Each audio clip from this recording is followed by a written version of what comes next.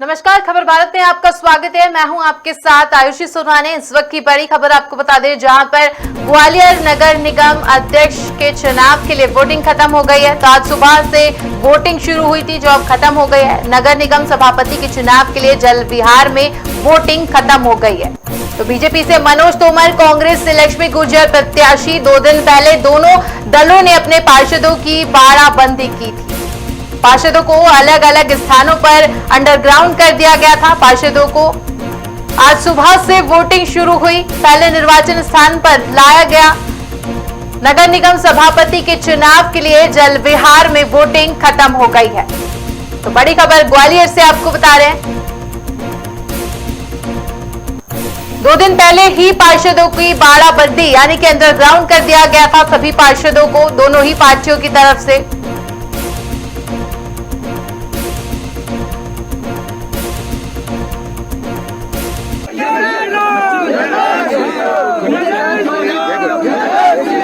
जीत हासिल हो गई क्या? हो गई।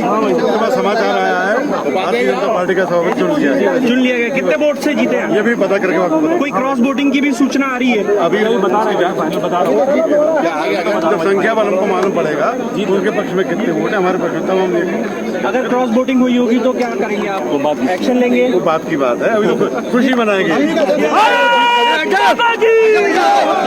हमारा लोकतंत्र का जो चौथा स्तंभ है मीडिया, उसको अंदर अलाउ किया जाता है, लेकिन आज पता नहीं क्यों क्या कारण है प्रशासन ने उनको अंदर नहीं किया है। हमने मेयर साहब की तरफ से उन्हें आश्वस्त किया है कि आप हमारी बात मानिए।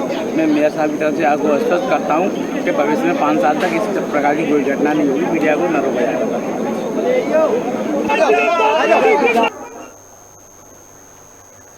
तो नगर निगम सभापति के लिए वोटिंग खत्म हो गई है। आपको बता दें, सुबह से ही वोटिंग शुरू हो गई थी जल विहार में।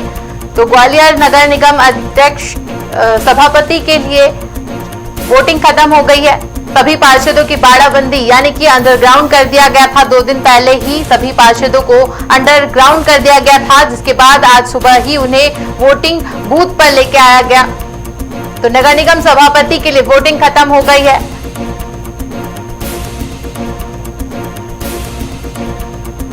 पूरी खबर पर ज्यादा जानकारी के लिए हमारे साथ जितेंद्र परिहार जुड़ गए हैं। उनसे जानेंगे क्या कुछ अपडेट्स यहां पर निकलकर सामने आ रही है। जल विहार में सुबह से वोटिंग शुरू हुई थी, जो अब खत्म हो गई है।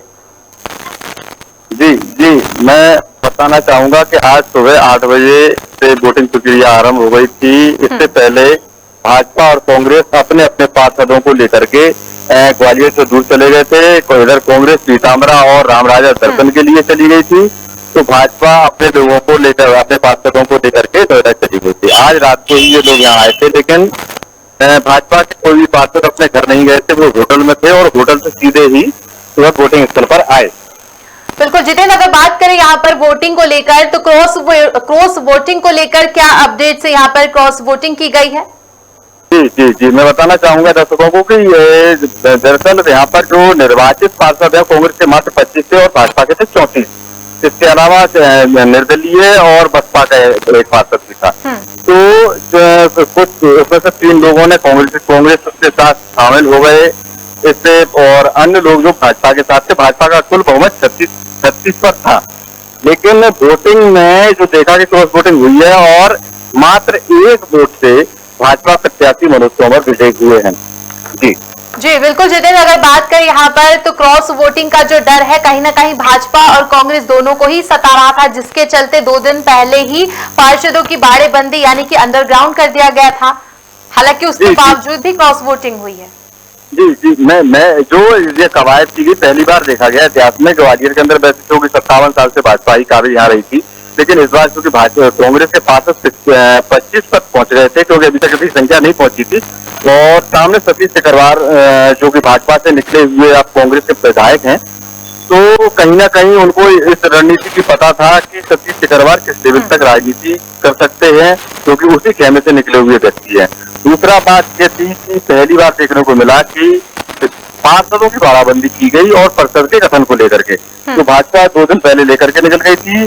जब ये देखा तो फिर कांग्रेसी लोग भी अपने लोगों को लेकर के पीताम्बरा और रामराजा दर्शन के लिए लेके गए और आज यहाँ पहुंचे। और सबसे बड़ी बात है कि इसमें सबसे बड़ी बात यह है कि ये जो चलन चल रहा है स्वस्थ लोकतंत्र के लिए मेरे हिसाब से तो ठीक नहीं है, जहाँ तक हम समझते हैं। जी बिल्कुल जितिन, यहाँ पर अगर हम बात करते हैं क्रॉस वोटिंग को लेकर तो विवादात्मक स्थिति भोपाल में निर्मित हुई थी, क्या ऐसी स्थिति वहां पर भी नजर आ रही है?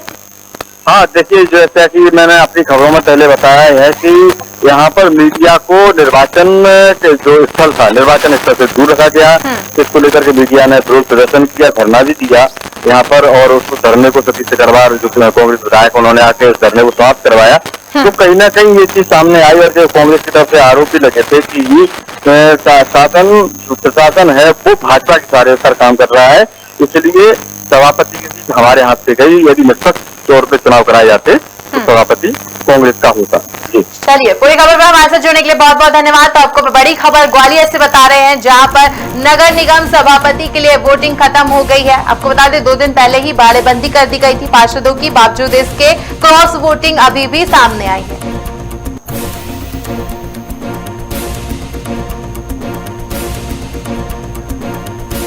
तो बड़ी खबर ग्वालियर से आपको बता रहे हैं, जहां पर नगर निगम सभापति चुनाव के लिए जल विहार में सुबह से वोटिंग शुरू हुई थी, जो कि अब खत्म हो गई है। वहीं वोटिंग के दौरान क्रॉस वोटिंग देखी गई। हालांकि क्रॉस वोटिंग के डर से पहले ही पार्षदों की बाड़ेबंदी कर दी गई थी।